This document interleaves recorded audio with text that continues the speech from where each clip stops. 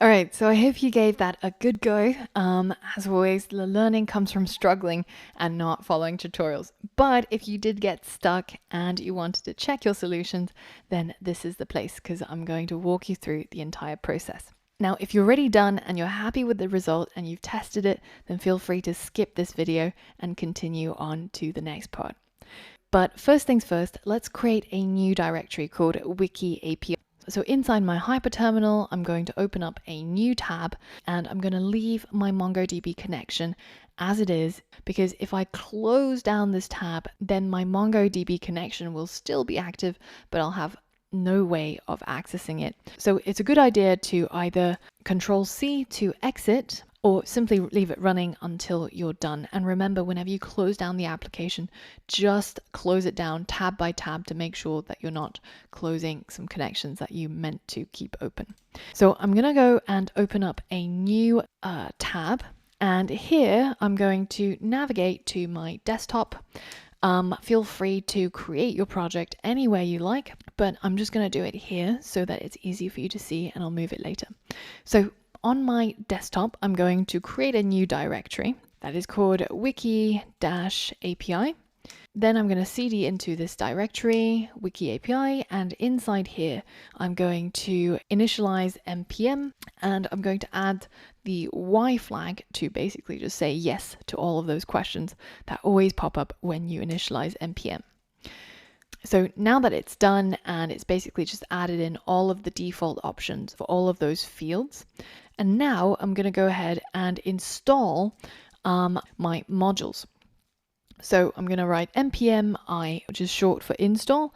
And remember, I need to install body parser, Mongoose, EJS, and Express.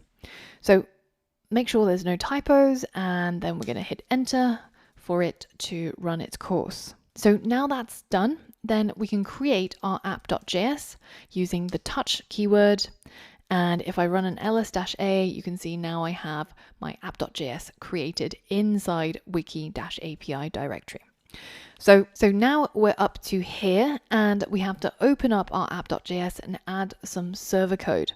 Now, for time's sake, instead of you having to watch me type 20 lines, I'm going to go ahead and just copy the starting server code, and I'm going to paste it into my app.js and hit save. So let's just review this code quickly. We are creating 4 constants. We are requiring all of those modules that we installed a little bit earlier on. We're creating a new app instant using Express.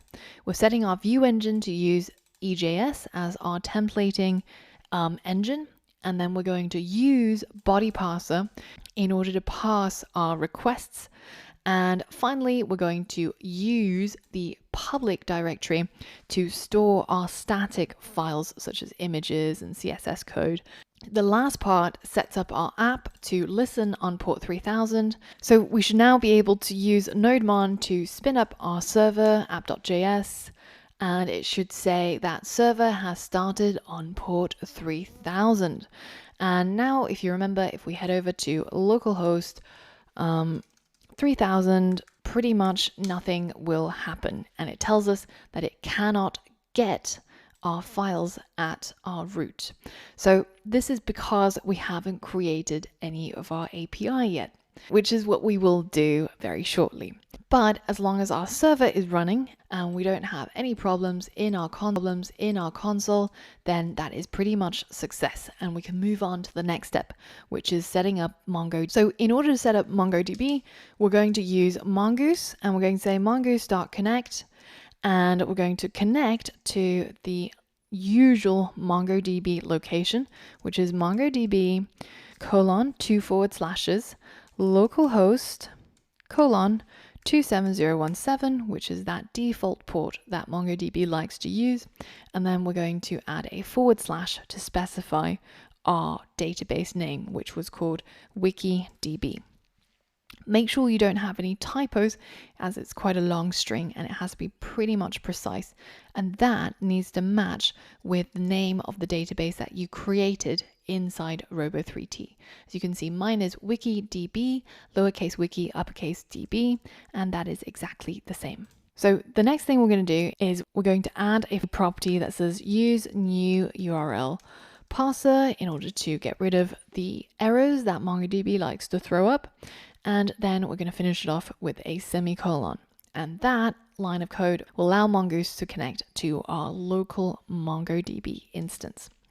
So now that we've connected to our database, the next thing is to create the schema for our articles collection so that we can create. So in order to create a new schema, we're going to create a const called article schema, or whatever it is you want to call it. And this is going to be set to have two fields.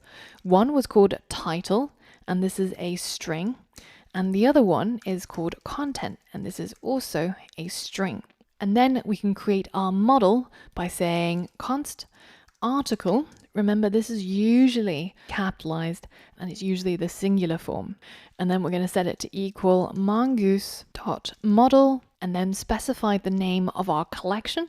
So Mongoose will automatically change this into a lowercase a and make this plural in quite a smart way, as we spoke about before. And then all we have to do now is to just specify that article schema, which we called article schema. And now we're going to cap it off with a semicolon, and that is us done. So we've set up our connection to our MongoDB, we've created our article schema, and we've created our article model using Mongoose.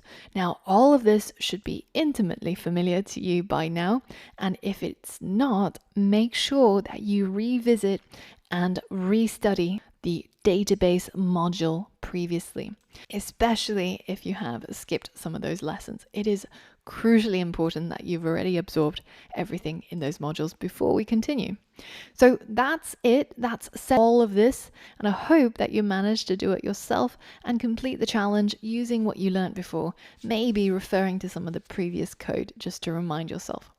So now that we've got our server set up, we are absolutely ready to get started creating our RESTful API. So for all of that and more, I'll see you on the next lesson.